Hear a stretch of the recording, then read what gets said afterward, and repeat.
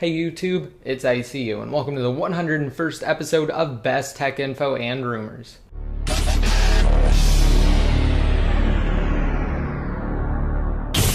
Of course, remember that the new 3rd generation iPad giveaway I'm doing in collaboration with the members of iPod Uplink is still going on. And of course, one simple way to gain entries is to just like this video and leave a comment down below in the comment section with the tag 100th. So just 100th. And to gain an additional 6 entries, just be sure to check out the link I have down below in the more info. And you can also watch the previous episode, the 100th episode of this series, Best Tech Info and Rumors, so you know what exactly you have to do to enter the giveaway. And we will make additional announcements as the giveaway comes to a close, but again, just be sure to enter on this video by leaving a comment in the comments section. And to preface this episode, I just wanted to say that I will be talking about Apple's next generation iPhone a lot, and this is somewhat of a continuation from the last episode, so just be sure you make sure to check that video out first if you haven't already, and then you can come back to this video to kind of get fully updated on the situation, all of the recent leaks pertaining to Apple's upcoming iPhone. So whether you love it or hate it, the vertically enhanced two-tone back design is certainly the focal point of the plethora of recent rumors and leaks surrounding the next generation iPhone. And one recent report went into detail on why Apple may choose to go with a two-tone back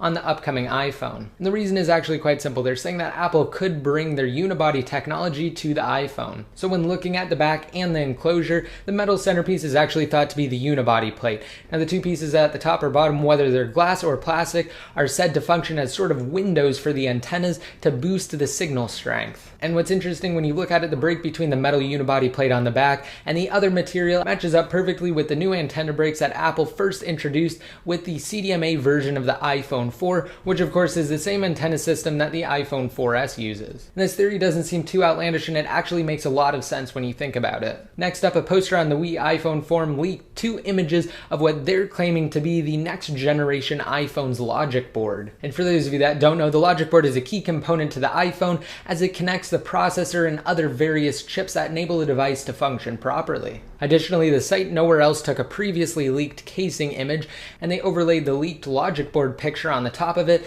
and the holes seem to match up perfectly. Also, the same individual behind this leak posted images of the iPhone 4S's logic board, and they turned out to be accurate in the end. So could these images just further confirm the same leaked design we've been seeing these past couple of weeks? Hopefully we'll know soon enough. Of course, it's rumored that Apple is scheduled to hold their annual iPhone unveiling event on September 12th. And finally, to confirm the iPhone 5 or next generation iPhone news in this episode, Smartphone Medic actually posted a comparison video of different leaked parts with the current iPhone 4S parts, so just be sure to check that out if you haven't seen it already. Of course, links to everything will be down below in the more info. Moving on, a few recent reports have suggested that Apple will indeed release a new mini iPad. Now, it says that the design of the device will more closely match that of the iPhone or iPod Touch than the current iPad, because it's rumored to be the same thickness as the iPod Touch, and also it's speculated that the bezel around the sides of the screen will be smaller than the bezel towards the top and bottom of the display. And basically 3 reports have said that exact same thing, of course citing their own sources. Also, Nowhere Else leaked images of what they think could possibly be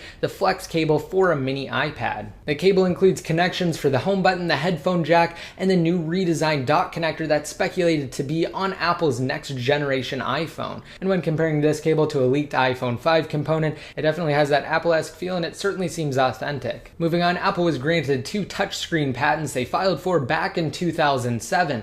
Now, the first one actually outlines the different combinations as to where they could integrate the different touch sensing elements into the liquid crystal display. Now, this could possibly pave the way for more precise, sturdy, and thinner touchscreens to be used in next generation devices. And finally, to conclude the news, I just wanted to say that Pod 2G has recently outlined an SMS vulnerability inside of all iOS versions. Now, this could potentially leave iPhone owners vulnerable to different phishing attempts as well as other malicious attacks. And I also just wanted to give a quick shout out to a website called jailbreakingios6.com. There you will find various news pertaining to iOS 6 as well as jailbreaking. And of course, a link to that and everything else I talked about in this episode will be down below, so just be sure to check it out. For the question of the day this time, I want to know what you guys think about an iPad mini. Do you think Apple will release a smaller tablet closer to 7 inches? Again, just let me know your thoughts in the comments section or on Best Tech Info. Also, don't forget to hit that subscribe button to be updated every time I release new videos. To be updated more often, just be sure to follow me on Twitter, like me on Facebook, and add me to one of your circles inside of Google+. And until next time, this is ICU, signing out.